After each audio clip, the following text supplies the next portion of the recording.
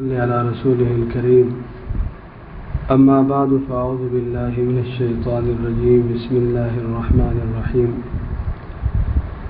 ان اللہ یأمرکم ان تؤدوا الامانات الی اہلها وَإِذَا حَكَمْتُمْ بَيْنَ النَّاسِ أَن تَحْكُمُوا بِالْعَدْلِ صدق اللہ مولانا العظیم.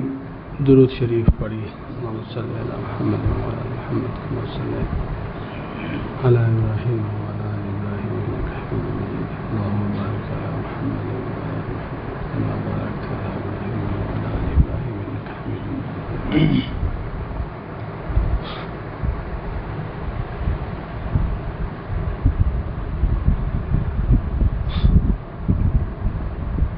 اللہ تعالیٰ جل جلالہ نے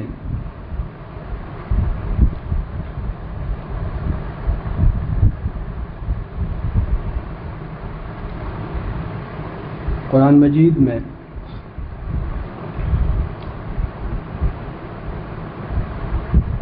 اٹھارہویں پارہ کی بالکل آغاز میں قد افلح المؤمنون، مؤمنین کی کچھ صفات ذکر کی. الذین هم فی صلاتهم خاشعون، تو اس کی صفات بتائیں. اس میں رب العالمین نے ایک صفت والذین هم لاماناتهم وعہدهم راعون یہ بتایا کہ جو مومنین ہوتے ہیں وہ امانتوں کا خیال رکھتے ہیں، لحاظ رکھتے ہیں، عہد کا خیال رکھتے ہیں، بہت خیال رکھتے ہیں. اس جگہ بھی امانات جمع صیغہ لائے، اور یہاں جو سورہ نساء ہے اس میں بھی اللہ تعالیٰ فرماتے ہیں ان اللہ یأمرکم ان تؤدوا الامانات.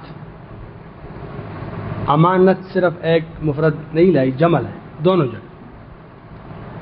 تو علماء فرماتے ہیں کہ جمع لایا کیونکہ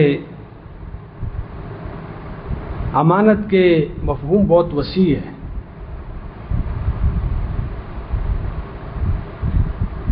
ہمارے ہاں امانت کے مفہوم وہ محدود ہے.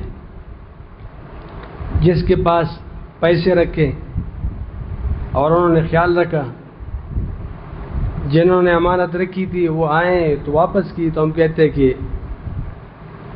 امانت دار ہے اور امین ہے. لیکن قرآن مجید میں اس کی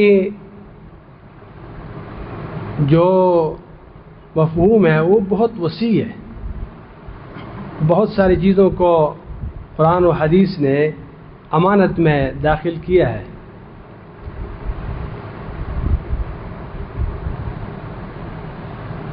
نبی کریم صلی اللہ علیہ وسلم ایک دفعہ صحابہ کرام رضوان اللہ علیہم اجمعین کے ساتھ کچھ مذاکرہ اور کچھ بات کر رہے تھے. بخاری شریف کی روایت ہے کتاب الایمان کی. ابو ہریرہ رضی اللہ عنہ یہ بات نقل فرماتے ہیں کہ نبی کریم صلی اللہ علیہ وسلم گفتگو فرما رہے تھے صحابہ سے. تو اعراب ایسے ہوتے دیہاتی کہ اس کو زیادہ آداب مجلس کا پتہ نہیں ہوتا اور آداب گفتگو کا پتہ نہیں ہوتا. وہ ہمارے طرح ہوتے ہیں اس کو زیادہ پتہ نہیں ہوتا. تو جیسے ہی آئے تو نبی کریم صلی اللہ علیہ وسلم مشغول ہیں بات میں. وہ یوں بول اٹھے کہ متی الساعہ یا رسول اللہ، قیامت کب ہوگی؟ تو نبی کریم صلی اللہ علیہ وسلم نے اپنی بات جاری رکھی. انہوں نے کوئی جواب نہیں دیا کیونکہ وہ بات کر رہے تھے. امام بخاری نے اس پر باب قائم کیا ہے کہ اگر کوئی اثناء گفتگو میں بات کر لے اور وہ اپنی بات پوری کر لے تو انہوں نے نبی کریم نے بات جاری رکھی اور بات مکمل کرنے کے بعد فرمایا کہ جو قیامت کے بارے میں پوچھنا چاہ رہے تھے وہ کہاں ہے؟ تو انہوں نے کہا یا رسول اللہ میں یہ ہوں. تو نبی کریم صلی اللہ علیہ وسلم نے فرمایا کہ اذا ضیعت الامانہ، جب امانت ضائع ہو جائے تو پھر کیا ہے؟ پھر قیامت قائم ہو۔ انہوں نے پوچھا کیف اضاعتها، یا رسول اللہ اس کی امانت کی ضیاع کیسے ہوگی؟ صحابہ بڑے خوش ہوتے تھے کہ دیہات سے کوئی آئیں اور اعراب کوئی آئیں، کیونکہ وہ بڑے کل کی نبی کریم صلی اللہ علیہ وسلم سے پوچھتے تھے، اور صحابہ خوش ہوتے تھے سمجھدار سے آئیں اور سوالات کریں نبی کریم صلی اللہ علیہ وسلم سے۔ تو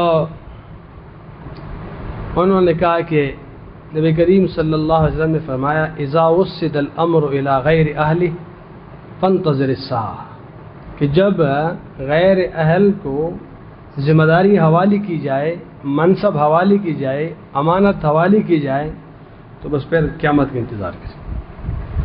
غیر اہل ہے، اس میں اہلیت اور قابلیت نہیں ہے، اور اس کو کوئی ذمہ داری حوالے کر دے کسی کام کی، کوئی منصب حوالے کر دے، ریاست کی بہت سارے شعبے ہوتے ہیں، بہت سارے امور ہوتے ہیں، اس کے لیے درکار صلاحیت ہوتی ہے، تو وہ صلاحیت نہیں ہے، فیصلے اپنے پارٹی کی بنیاد پہ ہوتے ہیں، فیصلے اور منصب کی تقسیم اپنے تعلقات کی بنیاد پر ہو، رشتہ داریوں کی بنیاد پر ہو، تو یہ سب امانت کی ضیاع ہے، لیکن بہت یہ سنگین جرم ہے۔ آپ اندازہ لگائیں کہ اگر کسی کو ڈاکٹر کی ڈگری دی گئی اور وہ اس میں اہلیت نہیں ہے اور لوگوں کے علاج کے لیے بیٹھ جائیں تو لوگوں کا بیڑا غرق کریں گے۔ کسی ایسے آدمی کو گورنر بنایا کہ جو گورنر کے دائرہ کار دائرہ اختیار ہے اس کو سمجھ ہی نہیں اس چیزوں کا، وہ تو کیا کریں گے؟ وہ تو کتنے لوگوں کے حقوق ضائع کریں گے اور تباہ و برباد کریں گے۔ تو جس درجے ذمہ داری بڑی ہوتی ہے، منصب بڑی ہوتی ہے، اس درجے اس کی حوالگی میں حساس معاملہ ہوتا ہے، ورنہ پھر کیا ہوتا ہے؟ پھر تو امانت کی ضیاع میں آج دیکھیں آج کل خاص کر جہاں جہاں جمہوری نظام ہوتے ہیں، سسٹم ہوتے ہیں، وہاں تو کیا ہوتے ہیں، اس تعلقات کا تو بڑا خیال رکھنا ہوتا ہے، کیونکہ پھر تو ووٹ کا مسئلہ ہوتا ہے تو بڑا مشکل ہوتا ہے۔ اس وجہ سے ضرور خوش رکھنے پڑتے ہیں جو پارٹیاں ہوتے ہیں، جو لوگ ہوتے ہیں، حالانکہ یہ تو قرآن مجید کے کیا ہے، یا اگر کوئی کام ہوتا ہے یعنی ہمارے پاکستان میں جو اپنے اپنے حلقے میں کام کرتے ہیں، حالانکہ تو بیت المال سب کا مشترک پیسہ ہوتا ہے، کسی خاص لوگوں کے تو نہیں ہوتے۔ تو بہرحال نبی کریم صلی اللہ علیہ وسلم نے فرمایا اذا وسد الامر الى غیر اہلہ فانتظر الساعہ، پھر قیامت کا انتظار کریں۔ تو دیکھیں نبی کریم صلی اللہ علیہ وسلم نے ہر ذمہ داری کو کیا قرار دیا؟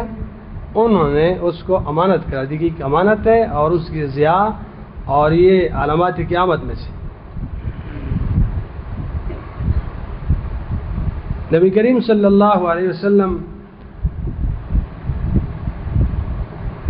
ارشاد مبارک ہے، وہ فرماتے ہیں کہ المستشار مؤتمن، جس سے مشورہ طلب کیا جاتا ہے اس پر لوگ اعتماد کرتے ہیں کہ یہ مجھے صحیح مشورہ دیں گے۔ ابھی اگر صحیح مشورہ دیا تو یہ امین ہے، اگر صحیح مشورہ نہیں دیا، ان کے اپنے مفاد کو دیکھا، تو پھر یہ امین نہیں ہے۔ دیکھیں مجھ سے کس نے مشورہ طلب کیا، دنیا کی کوئی کام ہے یا دین کی کوئی کام ہے، اب میں اپنے مفاد کو مقدم کروں، مشورہ دوں، تو یہ خیانت ہے، اور اس کے مفاد کو دیکھوں اور صحیح مشورہ دوں تو پھر کیا ہے؟ امانت ہے۔ تو نبی کریم صلی اللہ علیہ وسلم فرمایا ان المستشار مؤتمن، المستشار مؤتمن، تو اس پر اعتماد کیا جاتا ہے۔ تو دیکھیں مشورہ جس سے طلب کیا جاتا ہے اس کا معاملہ بھی امانت کا معاملہ ہے، کہ وہ اگر صحیح مشورہ دیتے ہیں تو امین ہے، ورنہ پھر وہ قرآن اور حدیث کی روح سے وہ کیا ہے؟ وہ امین نہیں۔ نبی کریم صلی اللہ علیہ وسلم کے ارشاد مبارک ہے کہ المجالس بالامانہ، مجالس کیا ہے؟ امانت۔ دیکھیں ایک روایت ہے ترمذی شریف کی کہ آپ سے کوئی بات کرتے ہیں اور انہوں نے اثناء کلام اور بات گفتگو کے دوران اس طرح انہوں نے ایک دوسری طرف التفات کیا اور دیکھا، تو ابھی جو بات کرے وہ امانت ہوئی، وہ بتائیں نہ بتائیں وہ امانت ہے، کیونکہ وہ اپنے بات کا جو راز ہے راز میں رکھنا چاہتے ہیں، راز تو بس ختم ہی ہو گیا. جس کو جتنے اہتمام سے بتایا کہ کیا ہے یہ راز ہے تو وہ اتنے شوق ذوق سے آگے نکل کرتے ہیں. الانسان حریص فیما منع، تو پھر وہ آگے نکل کرتے ہیں. تو اس وجہ سے مجالس جو ہے یہ بھی امانت، دیکھیں یہ بھی امانت میں داخل. نبی کریم صلی اللہ علیہ وسلم کے ارشاد مبارک ہے کہ الامام ضامن والمؤذن مؤتمن، والمؤذن مؤتمن. یہ جو مؤذن ہے اذان دیتے ہیں یہ بھی اگر صحیح وقت کا خیال رکھتے ہیں، کیونکہ مؤذن کی اذان پہ لوگ افطار بھی کرتے ہیں، مؤذن کی اذان پہ پھر لوگ نماز بھی پڑھتے ہیں. اگر وہ خیال نہیں کرتے، کوئی صرف لاؤڈ اسپیکر کا بٹن سمجھا ہوا ہے کہ بس اس کو آن کرے اور اللہ اکبر کہیں، باقی چیزوں سے واقف نہیں ہے، تو یہ کیا کرتے ہیں، یہ پھر اس منصب اور اس ذمہ داری کی کیا کرتے ہیں، اس میں خیانت کرتے ہیں. تو اس لیے تو دیکھیں یہ مؤذن یہ ایسا نہیں کہ بس وہ ہے، یہ اللہ تعالیٰ جل جو کے ساتھ معاملہ ہے، ایک ذمہ داری ہے، صحیح طریقے سے ذمہ داری کو پوری کرنی. اللہ تعالیٰ جل جلالہ ہمارے پاس جتنی بھی صلاحیتیں ہیں، یہ جتنی بھی صلاحیتیں ہیں، جتنے بھی اعضاء ہیں، سب اللہ تعالیٰ کے کیا ہے، انعامات ہیں اور امانت ہے. اللہ تعالیٰ جل جو فرماتے یعلم خائنۃ الاعین وما تخفی الصدور، کہ جو آنکھ کی خیانت ہے اللہ تعالیٰ جل جو اس کو جانتے، اس کو کیا کرتے ہیں، جانتے، دیکھتے ہیں. تو دیکھیں اس سے تعبیر کیا کہ خائنۃ الاعین وما تخفی الصدور. اللہ تعالیٰ جل جلالہ فرماتے ہیں کہ ان السمع والبصر والفؤاد کل اولئک کان عنہ مسئولا. مسئولیت کب ہے؟ جب پوچھتے ہیں تو ظاہر بات ہے کہ امانت ہے. کیا ہے؟ پوچھ ہوگی تو امانت ہے. جس درجے کسی کو زیادہ صلاحیت ملی ہے اتنی بڑی امانت ہے. اللہ تعالیٰ جل جلالہ نے کس کو، بعض لوگوں کو بولنے کی صلاحیت دی ہوتی ہے، بعض لوگوں کو عقل اور سمجھ کی صلاحیت دی ہوتی ہے، بعض لوگوں کو دنیا کی بے شمار قسم کی صلاحیت ہے. انسان معادن ہے، ایک میں ایک خوبی ہے، دوسرے میں دوسری خوبی ہے، ایک میں ایک صلاحیت ہے، دوسرے میں دوسری صلاحیت ہے، بے شمار. کوئی بہادر ہے، کوئی کیا ہے، کوئی سخی ہے، کس میں مختلف قسم کے اوصاف ہے، خوبیاں ہیں اور صلاحیتیں ہیں. تو اللہ کی عطا ہے، انعامات ہے اللہ تعالیٰ کی. تو دیکھیں قرآن مجید میں دو جگہ کیا فرمایا، والذین هم لاماناتهم وعہدهم راعون، اس کا خیال رکھتے ہیں، امانتوں کا خیال رکھتے ہیں. اور ان اللہ یامرکم ان تؤدوا الامانات، اللہ تعالیٰ جل جلالہ حکم دیتے ہیں کہ آپ امانات کو اس کے اہل تک پہنچائیں، اس کے اہل تک پہنچائیں. اس وجہ سے امام قرطبی رحمہ اللہ فرماتے ہیں کہ یہ تمام ذمہ داریوں کو، تمام وظائف کو، اس سب چیزوں کو امانت کا احاطہ ہے. ان عرضنا الامانۃ علی السماوات والارض والجبال فابین ان یحملنها. تو یہ پورے دین جو ہے امانت ہے ہمارے ساتھ، یہ قرآن امانت ہے اللہ تعالیٰ کے ہمارے ساتھ. یہ امت جو ہے، اس امت کو یہ قرآن اور یہ اللہ تعالیٰ جو کہ دین جو ہے امانت ہے، اس کے حوالے، اس کی ذمہ داری. تو امام قرطبی رحمہ اللہ فرماتے ہیں کہ والامانۃ تعم جمیع وظائف الدین علی الصحیح من الاقوال. سمجھے بات؟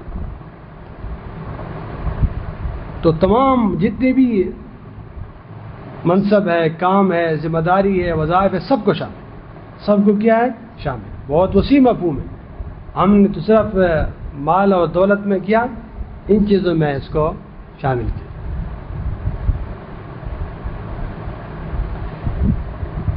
انبیاء علیہم السلام نے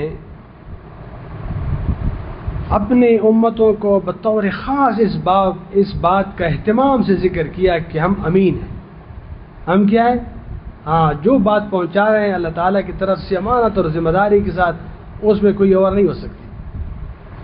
سورہ شعراء 19ویں پارے میں آپ جو حفاظ کرام ہے علماء وہ جانتے ہیں، مسلسل اللہ تعالیٰ جل جلالہ نے چند رکوع انبیاء علیہ السلام کی اس مکالمے کا ذکر کیا ہے، اس کے دعوت فکر کا بیان کیا ہے کہ اذ قال لهم اخوهم صالح الا تتقون انی لکم رسول امین، اذ قال لهم اخوهم ہود الا تتقون انی لکم رسول امین، اذ قال لهم اخوهم شعیب الا تتقون انی لکم رسول امین۔ اسی طرح ہر رکوع میں اللہ تعالیٰ وہ جب خطاب کرتے اپنے قوم کے ساتھ، جب وہ تکذیب کرتے یہ خطاب کرتے، تقویٰ کے بارے میں بتاتے ہیں اور بتاتے ہیں کہ ہم کیا ہے، امین۔ نبی کریم صلی اللہ علیہ وسلم الصادق الامین۔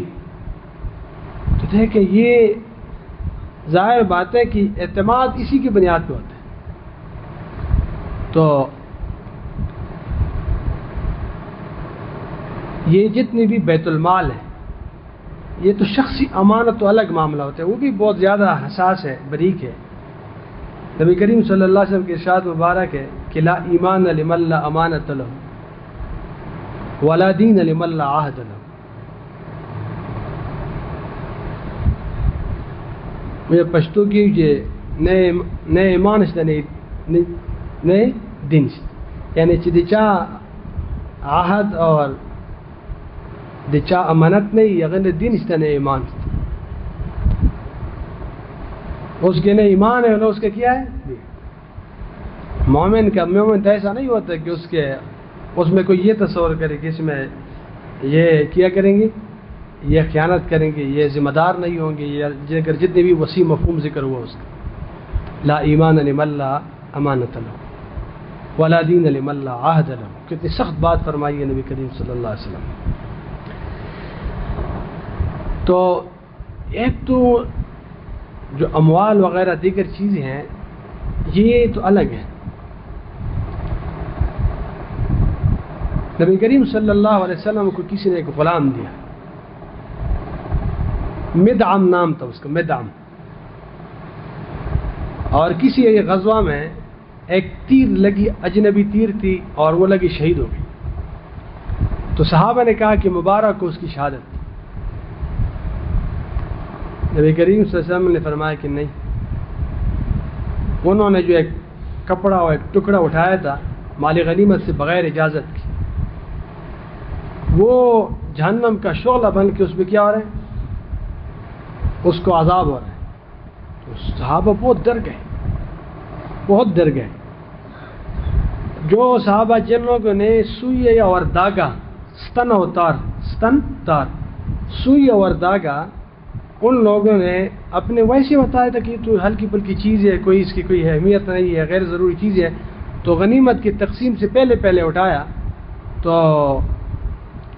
ان لوگوں نے وہ سب جمع کی۔ کسی نے اگر اون اٹھایا، کسی نے تھوڑی سی رسی اٹھایا، سب جمع کی۔ یہ تو بہت حساس معاملہ ہے۔ ہمارا خیال تو ہے کہ شاید یہ کوئی مال ہی نہیں ہے، کوئی حیثیت ہی نہیں ہے اس چیز کا۔ یہ مدرسہ جو ہے، مدرسے کے جو اموال ہوتا ہے یہ کیا ہوتا ہے، یہ بیت المال ہے، یہ بڑا حساس معاملہ ہوتا ہے۔ جیسا کہ اس کا معاملہ حساس ہے بیت المال کا قوم کا، آج کل آپ دیکھیں کس درجے نازک معاملہ ہے یہ ذمہ داری، اور یہ کوئی کہ ملک اس حکومت میں کوئی منصب تھوڑی سی بھی گڑبڑ ہو جائیں تو یہ عام گڑبڑ نہیں ہے، کس کس سے معافی مانگیں گے؟ کسی ایک کا حق مارا ہے اس سے انسان معافی مانگے۔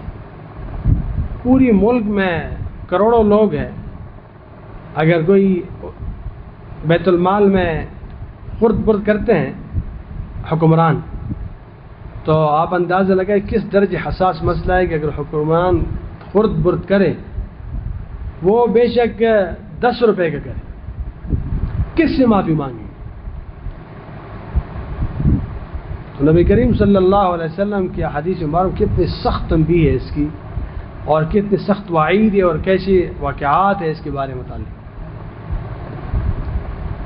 تو اس وجہ سے بہت سخت معاملہ ہے، بہت سخت معاملہ ہے، خاص طور پہ جو حکمران کا معاملہ ہے بہت نازک ہے۔ اللہ تعالیٰ بچائیں، اس میں خیانت، اس میں گڑبڑ، اس میں اس طرح کے معاملہ بہت نازک معاملہ ہے، اور آج کل تو بہت زیادہ بے احتیاطی اس معاملے میں۔ آپ دیکھیں کہ اور پھر آج کل کا جو بیت المال ہے حکومت کماتے تو نہیں ہے، بس ٹیکس کے لیے بیٹھے ہیں، یعنی آپ کے اور میرے خون چوس رہے ہیں، اور پھر اس سے پھر کیا ہوتے ہیں، اس سے پھر عیاشی بھی ہوتی ہے، سب کی چیزیں ہوتی ہیں، تو بڑا خطرناک مسئلہ ہے۔ تو اور بھی سنگین مسئلہ ہو گیا۔ ایک بیچارہ ایک آدمی ہے، وہ ریڑھی پر ٹماٹر بیچتے ہیں، وہ بھی اپنے سرمایہ کا آدھے حصے سے زیادہ، یقین جانے آپ حساب لگائے، وہ گڑی خریدتی اس پہ ٹیکس ہے، وہ کپڑا لیتے اس پہ ٹیکس ہے، وہ بجلی استعمال کرتے اس پہ ٹیکس ہے، ہر چیز پر ٹیکس ہے۔ مطلب یہ کہ وہ جو کماتے ہیں بیچارہ صبح سے شام تک، وہ اپنے جو اس کے کمائی ہے اس میں ثلث اپنے لیے رکھتے ہیں، باقی سب حکومت کو دیتے ہیں۔ اور ان پیسوں سے یہ جو بیچاروں کے پاس پیسے نہیں ہے وہ اس کی کیا ہوتے ہیں، اس کی عیاشیاں ہوتی ہیں، یہ چیزیں ہوتی ہیں۔ بڑا خطرناک مسئلہ ہے، بہت خطرناک مسئلہ۔ پہلے تو فتوحات ہوتے تھے، فتح کی صورت میں غنیمت حاصل ہوتی تھی، یہ تو غنیمت نہیں ہے، یہ تو ویسے بھی مسلمانوں کے خون جمع ہوا ہے۔ تو بہرحال یہ اور بھی بہت خطرناک مسئلہ ہے۔ جو مدارس ہے، مدارس کے بارے میں بتایا، یہ بھی کیا ہے، یہ بھی بیت المال ہے، عام لوگوں کے پیسے ہیں، وہ پیسے جمع کرتے ہیں۔ اس میں طلباء کرام بھی، آج جمعرات طلباء بھی بیٹھے، تو اس میں جتنی بھی مدرسے کی چیزیں ہیں، پنکھے ہیں، بجلی ہے، پانی ہے، ساری چیز سب کیا ہوتی ہے، امانت۔ اس کی ضیاء کیا ہوتی ہے، ایک خیانت۔ والد صاحب اتنے زیادہ غصے ہوتے تھے کہ کوئی کتاب کیا کرے اس کا صفحہ مروڑ دیں، وہ کہتے ہیں آپ کی کتاب تو نہیں، یہ تو مدرسے کا ہے، نہ میرا ہے نہ آپ کا ہے، یہ مدرسے کا کتاب ہے۔ یا کوئی اس پہ لکھ کے، والد صاحب جتنی بھی کتابوں پہ لکھتے تھے، اپنے ذاتی کتاب ہوتے تھے، اب یہاں بھی جگہ جگہ حاشی چڑھاتے ہیں، تو اپنے لکھتے، اپنے کتاب ہوتے اپنے لکھتے تھے۔ تو اس وجہ سے اس میں بہت زیادہ احتیاط کی ضرورت ہے۔ آج کل اس میں بھی بہت بے احتیاطی ہوتی ہے، اس کی بے برکتی بھی بہت ہوتی ہے، اس کی بے برکتی بہت ہوتی ہے۔ آپ لوگوں کو میں نے شاید عرض کیا تھا، لیکن آج ویسے کیونکہ امانت کی باب ہے، اس وجہ سے ایک دو بطور مثال عرض کر دوں آپ کو کہ ہمارے اکابر کتنے احتیاط کرتے تھے، جو جن چیزوں میں اجازت تھی اس میں بھی احتیاط کرتے تھے۔ اس مدرسے میں یہ 2000 میں یہ بنا ہے، 2000 میں سنگ بنیاد پڑ چکی ہے اس کی، 2000 سے لے کر 2026 سے، والد صاحب کے چند مہینے ہو گئے اس کے انتقال کے، تو یہ 2026 تک ایک کپ چائے والد صاحب نے اپنے مدرسے سے نہیں پی۔ اس کا باقاعدہ لکھتے تھے کہ ایک کپ چائے پیا۔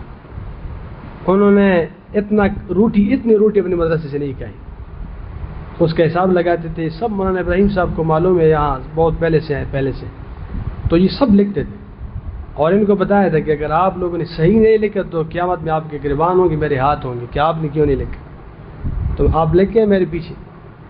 اس کے کوارٹر ہیں، اس میں کیاری میں کچھ سبزی وغیرہ لگائی تھی، تو سالانہ میں اس سے کرایہ لیتا تھا، اس کا اس کی کرایہ مجھے جمع کرتے تھے، کیونکہ مجھے نام کا مہتمم بنایا تھا، تو وہ انہوں نے میرے پاس جمع کرتے تھے کہ اس کے کیونکہ پیداوار مدرسے کی زمین سے ہے، اور میں اپنے صوبزید بھی تصرف کرتا ہوں، مہمانوں کے بھی کھلاتا ہوں، لوگوں کو دیتا ہوں، طلباء مہمانوں کو دیا کرتے تھے، لیکن اس کا پیسے ہمیں دیا کرتے تھے۔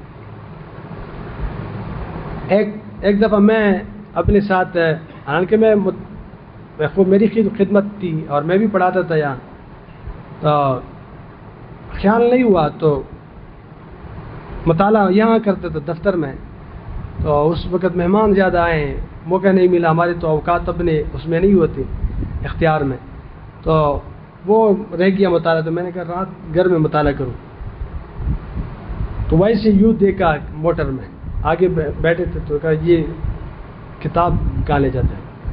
میں نے کہا مطالعہ نہیں کیا آج، تو رات مطالعہ، میں کہتے مدرسے کا نہیں ہے، تو میں نے کہا مدرسے کا ہے، مطالعہ نہیں کیا، کل رات مطالعہ کر پھر صبح لے آؤں گا۔ میں نے کہا نہیں واپس کر، مدرسے کی کتاب مدرسے کے ہاتھ سے باہر نہ لے جائیں، مدرسے کے باہر نہ لے جائیں۔ پھر میں نے واپس کیا، گاڑی روک دیا اور کتاب رکھ دیا واپس۔ ایک کاغذ کا ٹکڑا ابھی تک استعمال نہیں کیا مدرسے کا۔ بڑے اس میں احتیاط کرتے تھے کہ طالب علم کوئی وہ لائیں تو کس کے لائیں آپ، یہ کس کے کاغذ ہے، تو سب اس طرح اس کا وہ کر لیتے تھے۔ تو بے شمار چیزیں ہیں جو والد صاحب اس میں بے انتہا درجے احتیاط کرتے تھے کہ مدرسے کی کیا ہے اس کے وہ مال.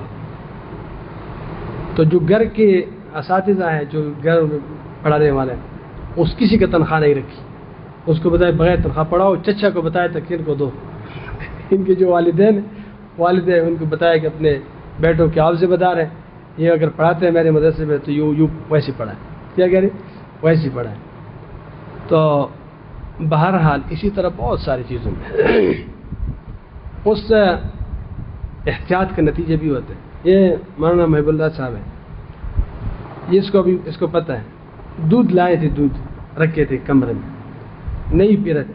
ڈاکٹروں نے مجھے بتایا تھا کہ اس کو بکری کا دودھ پلاؤ کیونکہ اس میں وہ کم ہے, وہ کولیسٹرول اور یہ چیز کم ہوتی ہے. تو انہوں نے کہا وہ کھلائے. تو ایک دفعہ دودھ رکھی تھی اور بہت اصرار کیا نہیں کیا ہے. تو پھر بس ایک بات نکل گئی, ورنہ وہ کہتے نہیں تھے, لیکن جو سمجھنے والے ہوتے وہ سمجھتے تھے کہ مسئلہ کیا ہے. لوگ وہ مہمان تھے وہ زیادہ وہ اصرار کر رہے تھے. آخر میں اس کو بھی فکر ہوئی تو والد صاحب نے کہا کہ اس سے مجھے بچوں کے حق کی بو آ رہی. مطلب یہ ہے کہ اس میں یہ جس بکری سے دودھ لائے ہیں اس کے شاید بچے ہیں, تو وہ اس کا کیا ہے اس کو اس طرح کے. پھر جب معلوم ہوا انہوں نے واقعی اس طرح ہوا تھا کہ اس کے بچے تھے, تو ہم بڑے اہتمام کرتے تھے کہ والد صاحب کو جو دودھ لیتے تھے ایسی بکری کی دودھ لیتے تھے کہ اس کے بچے نہ ہوں, یا مثلا ایک بچہ اس کا مر گیا ہے تو اضافی ہے. تو پھر احتیاط کے الگ نتائج بھی ہوتے. بہرحال یہ عرض کرنی تھی کہ یہ ایک زندگی ہوتی ہے, انسان تو چلے جاتے ہیں. والد صاحب چلے گئے, ہم نے بھی چلے جانا ہے. کس نے رہنا ہے اس دنیا میں؟ سب نے جانا ہے, سب نے جانا ہے. کہ چند مہینے پہلے چلے گیا اور کسی کے بعد میں نمبر ہے, پتہ نہیں کب نمبر ہے, اس کا کوئی پتہ نہیں کسی کا, لیکن جانا تو سب نے جانا ہے. لیکن اللہ تعالیٰ کی حضور جانا ہے. تو اللہ تعالیٰ جل جلالہ ہماری آخرت اچھی کر دی, ہماری دنیا بھی اچھی کر دی, ہم سب کو امین بنائے.